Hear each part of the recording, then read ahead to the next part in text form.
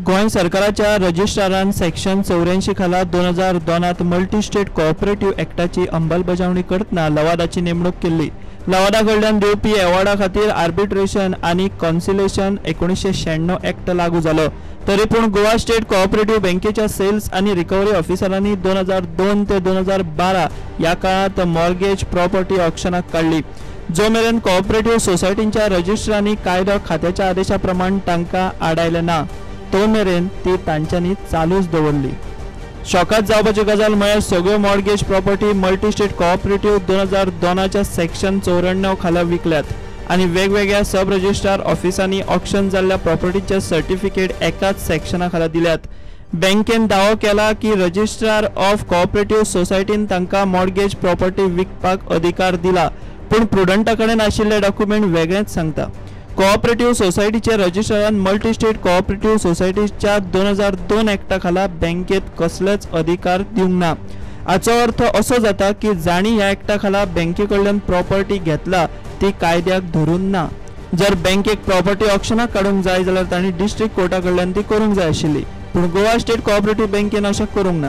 तांणी multi state cooperative कायद्याचो भंग केला। सेल्ड सर्टिफिकेटीर बँकेन अशोक चिन्हाचो वापर केला। हे चिन्ह तांकां वापरपाचो अधिकार रजिस्ट्रार ऑफ कोऑपरेटिव्ह सोसायटीन दिला अशें ते म्हणटात। डॉक्युमेंट पळयत जाल्यार अशें दिसून येता की रजिस्ट्रार ऑफ कोऑपरेटिव्हान आपल्या चिन्हाचो सेल डिडाचेर वापर करपाक गोवा स्टेट कोऑपरेटिव्ह बँकेक अधिकारूच दिवंक ना। बँक हे मान्य करता की तांणी अशोक चिन्हाचो वापर केला, पूण ते रेकॉर्ड्स तांचे कडेन ना, कित्याक तर 10 वर्सां उपरांत ते रेकॉर्ड डिस्ट्रॉय करपाचे आरबीआयचे इन्स्ट्रक्शन आसा, त्या खातीर तांच्यांनी डिस्ट्रॉय केले खंय।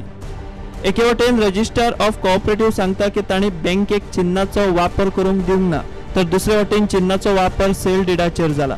हे खातीर आता ही सेल डिडा वॅलिड काय इनवॅलिड हो प्रश्न तयार जाला। 2013 लॉ डिपार्टमेंटान गोंय सरकाराक बँकेक मॉर्गेज प्रॉपर्टी ऑक्शन करपाची पॉवर नाशिल्ल्याचो सल्लो दिल्लो, पूण 2002 ते 2012 मेरेन ह्या बँकेन कोट्यांच्या मॉर्गेज प्रॉपर्टींची ऑक्शनां केल्या। प्रुडंटा कडेन आशिल्ल्या डॉक्युमेंटां प्रमाण प्रॉपर्टी ऑक्शनाक काडपाचो अधिकार नासतनाय कोट्यांनी मॉर्गेज प्रॉपर्टी एकदम कमी किमतीत विकून बँकेन लुकसाण केला अशें दिसून येता। गोवा स्टेट कोऑपरेटिव्ह बँकेच्या कथीत स्कॅमाच्या विशयाचेर ऑगस्ट 2016 चे असेंब्ली सेशनात बरोच बोवाळ जाल्लो। गोंयच्या कोऑपरेटिव्ह सेक्टरांनी घाळपणां नवी नात। सध्या गोंय सरकारान गोवा स्टेट कोऑपरेटिव्ह बँकेच्या ह्या प्रकरणाचो तपास करपा खातीर ज्युडिशियल इन्क्वायरी बसयल्या। प्रुडंटा खातीर सिनियर रिपोर्टर महेश घाडी आणि व्हिडिओ जर्नलिस्ट तुकाराम मराठे।